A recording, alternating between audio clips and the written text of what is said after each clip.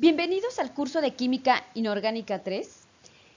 En esta primera diapositiva de cada uno de los videos que vamos a estar compartiendo con ustedes, van a estar siempre los correos electrónicos de las dos profesoras que estamos impartiendo este curso, así que yo los incito a que los utilicen para que se puedan comunicar con nosotros para cualquier duda o aclaración. Ahora sí, iniciemos con este curso y para ello empezaremos con una pregunta que espero podamos responder al final de este curso. ¿Por qué un curso de química en el estado sólido? Como todos ustedes ya han llevado diferentes cursos de química desde la secundaria, siempre nos han dicho que existen tres estados de agregación de la materia: el estado gaseoso, el estado líquido y el estado sólido. Pero además, nosotros podemos agregar otros estados intermedios de agregación, como son los cristales líquidos y el plasma. Durante este curso, nosotros vamos a analizar de una manera más profunda la materia en un estado de agregación sólido. Y yo aquí he puesto que los sólidos los podemos separar en dos áreas, como sólidos amorfos y sólidos cristalinos. La química de materiales o la química del estado sólido estudia la relación que existe entre la estructura y las propiedades de un material. Y este conocimiento de las propiedades de un material es la base de la ingeniería de materiales para poder diseñar y desarrollar materiales con determinadas propiedades. Entonces, para los científicos que se centran en esta parte de la química sólida, su investigación incluye, entre otras cosas, el desarrollo, síntesis y caracterización de nuevos materiales. Por ejemplo, aquí les muestro tres materiales de óxido de aluminio. Y a simple vista, todos ustedes se pueden percatar que las propiedades ópticas de cada uno de estos materiales que están constituidos por óxido de aluminio son distintas. Y esto se puede lograr debido a los diferentes procedimientos que se tienen para generar cada uno de estos materiales. Y les puedo mencionar que la diferencia que existe entre cada uno de estos, pues no es la constitución de los elementos que forman a estos materiales, sino que estos se han obtenido con diferentes propiedades ópticas por el procesamiento que ha sido realizado en cada uno de estos sistemas.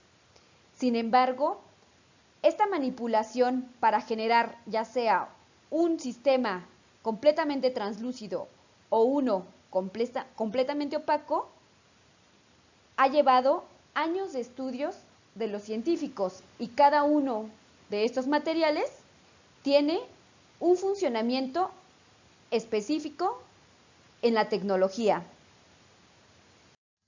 Entonces, el estudio atómico de un material, desde su arreglo estructural, ha sido, es y será una de las áreas más importantes para el desarrollo tecnológico.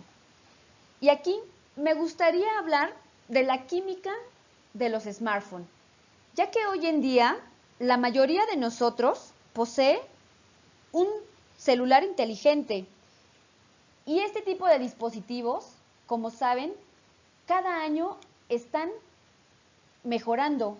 Pero ¿quién se dedica a hacer baterías más eficientes, a hacer que un celular tenga mayor capacidad de almacenamiento? Pues bien, en principio, tienen que ser personas que se dediquen a modificar los materiales que constituyen a un celular. Entonces, ¿alguna vez se han preguntado de qué están hechos o constituidos los celulares? Quizás algunos de ustedes han visto cada una de las piezas que conforman a un celular de una forma macroscópica, pero desde el punto de vista microscópico, ¿de qué están hechos los celulares? Pues bien, los principales elementos que constituyen a este tipo de dispositivos son los que se muestran en esta diapositiva, y estos contienen metales alcalinos como el litio, el potasio, entre otros, metales de transición como cobre, níquel, plata, oro, etcétera, otros metales como aluminio, galio, antimonio, y también elementos no metálicos como el silicio, el fósforo y el arsénico. Y cada una de las partes de un celular está hecho por diferentes compuestos formados por algunos de los elementos que ya he mencionado o que ustedes los pueden visualizar en esta diapositiva. Así, por ejemplo, la pantalla, que muchos pensarían que es simple vidrio, está constituida por una mezcla de óxidos de indio y de estaño. Esta mezcla de óxidos tiene la capacidad de formar películas transparentes, que además son conductoras eléctricas, y por ello existen las pantallas táctiles. Por otro lado, el vidrio que se emplea en los celulares no es vidrio convencional, como los que contienen quizás los vasos que nosotros utilizamos en nuestra cocina. Los vidrios que se utilizan en este tipo de dispositivos generalmente están constituidos por aluminosilicatos que además contienen iones potasios para hacer que el vidrio sea más fuerte. Es decir, vean cómo aquí un material simple como el óxido de silicio, que es el vidrio, puede ser modificado agregando un elemento más y hacer que sus propiedades cambien. En este caso, estamos hablando de que el vidrio que se utiliza para los celulares es mucho más resistente que el vidrio convencional de un vaso que utilizamos para tomar agua. Mientras que las tierras raras se utilizan para producir los colores en las pantallas. La parte electrónica está constituida por metales como cobre, plata, orio y tántalo. Todos metales que conducen la corriente eléctrica. Perdón, no es orio, es oro. Y las partes del micrófono y las partes que generan las vibraciones generalmente están constituidas por níquel. Además, también contienen supermagnetos que están constituidos por boro y por hierro y neodimio, los cuales vibran generando sonidos. Y las baterías están formadas por soluciones de sales de litio y de aluminio, mientras que los chips están constituidos por silicio, el cual es oxidado para producir zonas no conductoras, y otros elementos se añaden para permitir que el chip conduzca electricidad, y generalmente se añade arsénico y fósforo. Como verán, la química que involucra la constitución de un celular es muy amplia y compleja y están involucrados tanto ingenieros en materiales, químicos, diseñadores, ingenieros eléctricos, etcétera. Es decir, un dispositivo tan pequeño posee una gran cantidad de química del estado sólido, ya que los materiales que lo conforman son muy variables. Otra aplicación importante de la química en estado sólido es la generación de materiales almacenadores de gases, como las zeolitas y los MOFs, que son empleados para atrapar gases, algunos contaminantes como el dióxido de carbono. Y aquí simplemente les menciono que el dióxido de carbono como tal no es nocivo para la salud, ya que es parte del ciclo de carbono. Sin embargo, el uso desmedido de derivados del petróleo han provocado una generación desmedida de este gas, lo que ha contribuido a uno de los problemas climáticos más importantes hoy en día. Y estoy hablando del calentamiento global. Otra aplicación tecnológica de la química de materiales constituye la investigación y desarrollo de celdas de combustible de hidrógeno, la cual es una tecnología de conversión de energía muy atractiva y factible a partir de agua, un fotocatalizador y energía solar para generar hidrógeno y oxígeno molecular. Esta tecnología tiene una gran ventaja y es que no es contaminante, ya que solo se obtendría el combustible, que es el hidrógeno, y el oxígeno.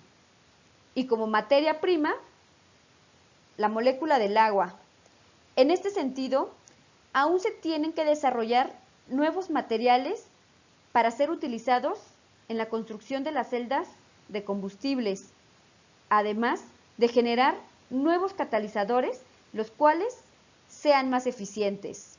Y aquí cabe mencionar que la mayoría de los fotocatalizadores que se tienen hoy en día están compuestos por óxidos metálicos. También el desarrollo de nuevos materiales a nivel mundial para detener o retrasar los procesos de corrosión es una de las áreas de mayor estudio. Y para que este tipo de investigaciones se realice, se requiere de una gran inversión.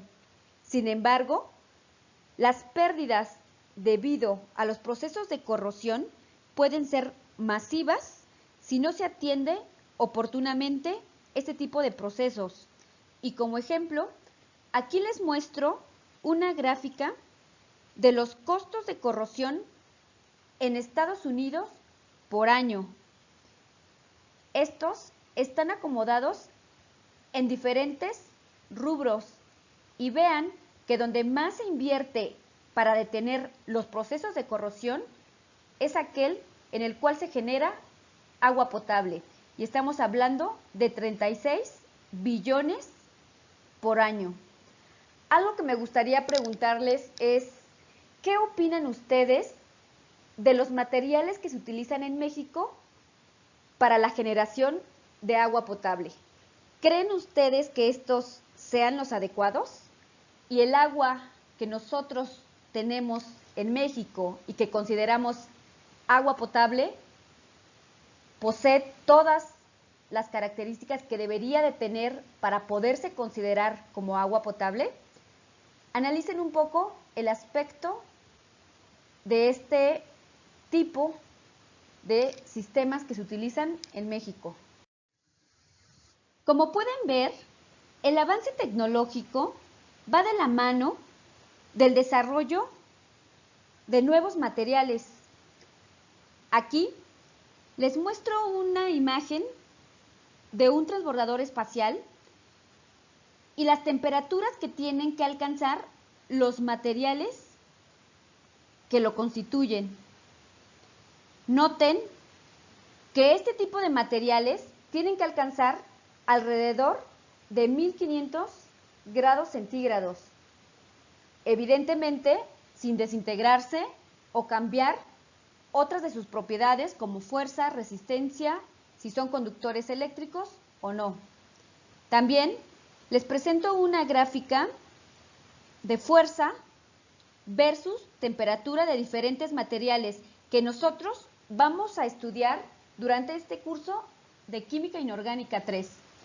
Vean que los polímeros alcanzan alrededor de 500 grados centígrados, mientras que, por ejemplo, las superaleaciones de níquel pueden alcanzar hasta 1500 grados centígrados, pero los materiales que alcanzan las mayores temperaturas hoy en día son los cerámicos. Dentro de las subáreas de la química del estado sólido se encuentra la de los superconductores, que son compositos constituidos por óxidos metálicos y óxidos no metálicos. Esto significa que se pueden modificar ciertas composiciones para generar materiales con estas propiedades superconductoras.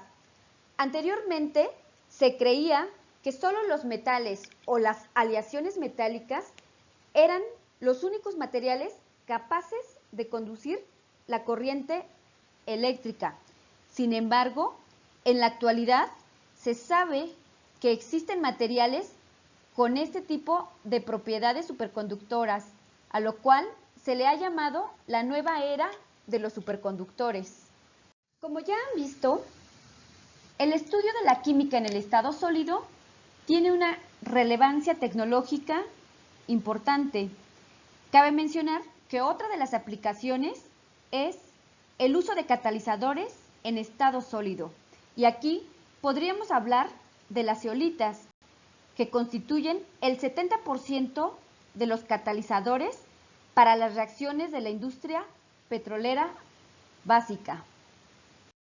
Ya hemos hablado sobre la importancia de los materiales tanto en el ámbito tecnológico y ambiental, pero como también se ha mencionado, es importante el conocimiento científico a nivel estructural de la composición elemental, ya que las propiedades de un sistema dependen del arreglo estructural de los átomos que constituyen un sistema. Entonces, en este curso vamos a hablar de la composición de diferentes materiales y vamos a iniciar con el estudio de los sólidos cristalinos. Por lo tanto, vamos a ver cómo es el arreglo a nivel atómico de diferentes sistemas. Aquí les muestro la estructura cristalina del óxido de titanio y algunas formas alotrópicas del carbono. Como pueden ver, la importancia de la química de sólidos está completamente relacionada con el aspecto económico, que como ustedes saben es muy importante y mueve muchas cosas. Entonces, ¿en qué material les gustaría pensar? Tenemos una gran cantidad de materiales, todos con una gran importancia tanto industrial como tecnológica. Finalmente, me gustaría resumir en una tabla los usos y perspectivas de los materiales, ya que estos influyen de manera importante en la comunicación, en el área de la energía, transporte, construcción, robótica, en la salud, en la nanociencia, etc. Ahora sí, veamos cómo se describe y examina la estructura de los materiales. Y esta se describe en 5 niveles: estructura atómica, arreglos atómicos a corto y largo alcance, nanoestructura, microestructura y macroestructura. Y las características de cada uno de estos niveles influyen en el comportamiento y propiedades de un material. Aunque ya se han mencionado algunos de los objetivos generales de este curso, aquí a mí me gustaría mencionar un objetivo particular de Química Inorgánica 3, y este es el entendimiento de cómo la estructura atómica y el tipo de enlace conduce a diferentes arreglos atómicos o de los iones en los materiales. Una examinación de cerca a estos arreglos atómicos nos va a permitir distinguir entre materiales amorfos o cristalinos.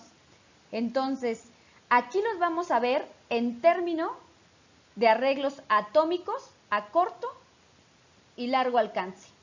Y vamos a definir como un material amorfo a aquellos que carecen de orden a largo alcance de átomos o de iones, y estos poseen solo orden a corto alcance, mientras que un sistema cristalino son aquellos que exhiben arreglos geométricos periódicos de átomos o iones a largo alcance. Y este enunciado lo enmarco y lo leo textualmente porque es muy importante que ustedes no solo se lo aprendan, sino que lo analicen. Los materiales amorfos solo tienen arreglos atómicos o de iones a corto alcance, es decir, en longitudes de 1 a 10 Armstrong, mientras que los materiales cristalinos tienen arreglos tridimensionales de corto y largo alcance, en una escala de 10 nanómetros a centímetros. En esta diapositiva se presentan algunos materiales que no poseen ordenamiento. Por ejemplo, los gases inertes monoatómicos como el argón, en donde el arreglo atómico no presenta ningún orden. Por otro lado, tenemos a los materiales con un orden a corto alcance, y dentro de estos se encuentran el óxido de silicio o vidrio y el agua en fase vapor. Mientras que materiales cristalinos, o mejor dicho, aquellos que presentan un ordenamiento regular de átomos o iones que se extienden a través del material, podemos hablar de los metales, aleaciones, algunos cerámicos y algunos sistemas poliméricos. Vean cómo incrementa el orden atómico o iónico en cada uno de estos materiales.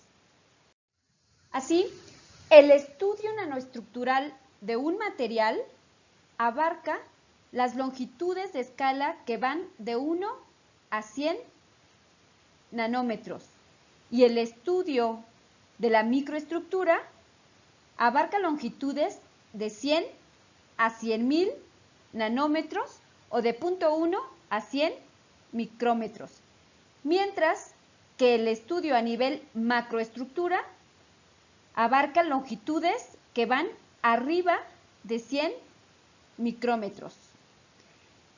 Y cabe mencionar nuevamente que el control de la estructura de los materiales en todos los niveles de escala influyen en gran medida en las propiedades físicas como la fuerza, la tenacidad, la dureza, la resistencia a la corrosión, el comportamiento a altas y bajas temperaturas, entre otras. Y estas propiedades, a su vez, rigen la aplicación de los diferentes materiales en la práctica industrial. Retomemos la definición de un material cristalino, que es aquel material con átomos o iones que forman un patrón regular repetitivo en forma de red o malla en 3 dimensiones. Y un sistema cristalino puede consistir en un solo cristal grande, y nos vamos a referir a este tipo de sistemas como cristal único. Ejemplo de un material de cristal único es el silicio y este otro compuesto. Mientras que un material policristalino estará compuesto por muchos cristales pequeños con diferentes orientaciones en el espacio. Y estos pequeños cristales se conocen como granos. Ahora bien, se sabe que un sólido típico contiene alrededor de 10 a la 23 átomos por centímetros cúbicos. Es decir, estamos hablando de una cantidad enorme de átomos o iones para conformar un cristal. Y aquí cabría la siguiente pregunta: ¿cómo se indicaría las disposiciones espaciales de los átomos en un sistema cristalino? Para esto, recordemos que una estructura cristalina es un sistema de periodicidad espacial donde un elemento, es decir, el motivo, se reproduce de acuerdo al arreglo definido por la red o malla. Y en esta definición ya estamos utilizando ciertas palabras con las que conviene que ustedes se familiaricen. Estoy hablando elemento, motivo, reproducción, red o malla.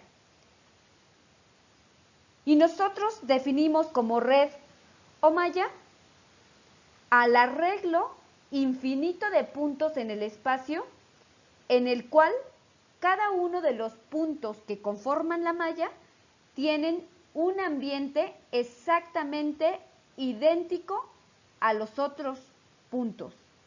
Es decir, esta red o malla es una construcción puramente matemática, mientras que el elemento, motivo o base es un átomo o un conjunto de átomos que se asocian con un punto de la malla. Aquí les pongo el esquema de una malla en 2 dimensiones en donde cada punto rojo se repite y tiene la misma distancia. Esto que se muestra en gris es un átomo, es decir, una base o un motivo, mientras que esta otra línea nos está indicando que el motivo se encuentra exactamente sobre los puntos de malla. Algo que es importante mencionar es que cuando nosotros estamos hablando de arreglos cristalinos, vamos a tener que ver cómo están acomodados los átomos en una malla. Aquí, por ejemplo, ya les mencioné que los átomos se encuentran exactamente sobre los puntos de malla. Y aquí podemos ver que es una red bidimensional de átomos que son exactamente iguales. Aquí hay otro sistema cristalino representado en 2 dimensiones, en donde está conformado por 2 átomos diferentes. Pero algo importante que cabe mencionar es que esta unidad se repite de esta forma. Es decir, hay un orden o puede estar acomodado de esta otra forma. Es decir, ahora ninguno de los 2 átomos que forman esta estructura están sobre los puntos de la malla. Antes de continuar, abro un paréntesis para comentar que en la diapositiva anterior yo mencioné que era una red bidimensional, pero eso es incorrecto, es una red unidimensional. Dicho esto, vamos a continuar. Entonces, Es muy importante recalcar que para un mismo patrón existe más de una forma de definir un patrón de repetición. Y ahora sí, en estas imágenes que muestran redes dimensionales, en donde podemos asumir que el motivo se encuentra justo sobre los puntos de red, nosotros podemos definir un patrón de repetición específico. Por ejemplo, en esta imagen hay al menos 6 posibilidades en las que yo puedo generar todo este patrón, ya sea tomando la unidad 4, la 5, la 3, la 2 o la 1. Lo mismo sucede con este otro lienzo, en donde nosotros podemos ver que sobre los puntos de red se encuentran los motivos, los cuales son diferentes entre ellos. Estos dos motivos se pueden asociar en 4 patrones diferentes, que si yo tomo un patrón de estos, también puedo generar todo este plano.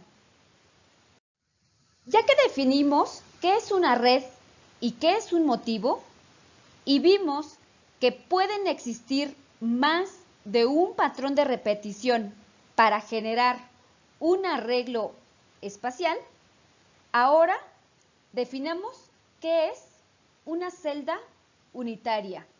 Y esta se define como la unidad de repetición más pequeña que muestra la simetría completa de la estructura cristalina. Aquí, en esta imagen, se muestra el cristal bidimensional en este arreglo. Y en esta otra figura se muestra este mismo cristal superpuesto con una red que refleja la simetría del cristal.